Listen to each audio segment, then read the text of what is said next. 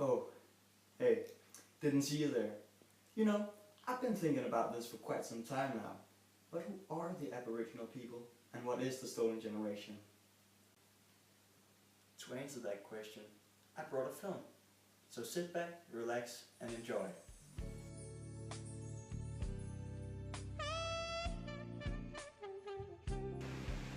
Hello, I'm Rasmus. And I'm Guy too. So guys, being the experts on Aboriginal people you are, can you tell us a little bit about them? Well, to start off, the Aboriginal people are Australia's indigenous people. So they came from Africa, just like everybody else. They moved through Asia all the way to Australia 50,000 years ago. So what's their culture like? They are very spiritual and their connection to the country is very, very strong. They also believe in something called the dream time.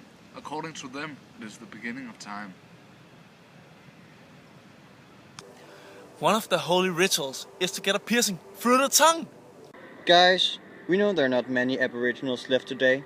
I believe it was the British. Why did they do that?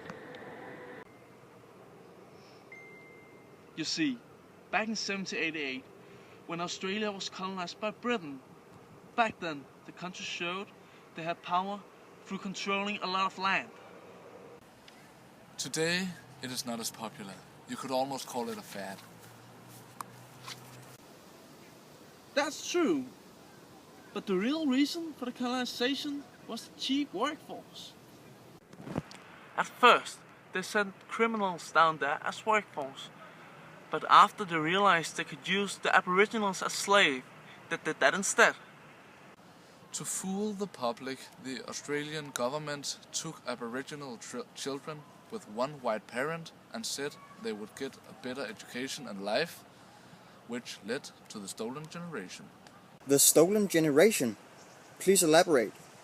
The term the stolen generation describes Aboriginal and some Torres Strait Islander children who were forcibly removed from their families in the late 1800s to the 1970s.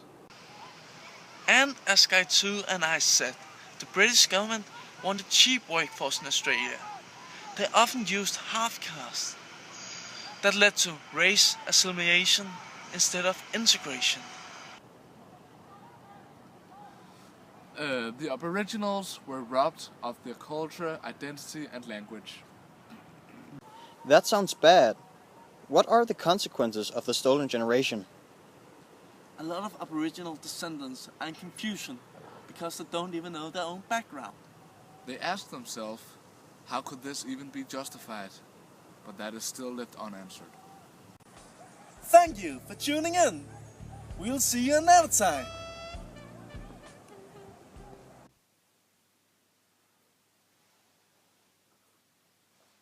Oh, back already? That sure was a hoot and a holler, wasn't it? Well, it cleared up some stuff for me at least. But, being the curious man I am, I decided to do some research while you watched that silly film. I read the 3 texts. The first text was a poem called The Stolen Children, and 2 other stories named The Cry of Jimmy Governor, and a story named Freddie Andrews. The first text describes how the chances are for Aboriginal children with no parents and the fact that Western society was not made for Australia's indigenous people back then. The writer indicates that even though the child's mother is dead and he has no home, the child must still preserve the Aboriginal ways and be happy. The second text describes how badly integrated the Caucasian-led the Aboriginal people become, and that everybody has a breaking point. The Aboriginals were violently discriminated against, and Jimmy Governor is a perfect example of the discrimination. Even though he tried to integrate himself, the white people didn't let it happen, and it ended up for the worse, with Jimmy killing a bunch of people. The third text describes how the Aboriginals has been affected by the stolen generation. Freddie Andrews is a race-assimilated descendant of Aboriginals. He knew nothing about his culture, which led to prejudice and confusion. The text also says that Aboriginals are looked down upon in society, and an aboriginal will never be above a white man. In conclusion, the three texts show three stages of discrimination against aboriginals from colonization to today. Even though racism has gotten a lot better in Australia, there is a lot to work upon, and it can get even better.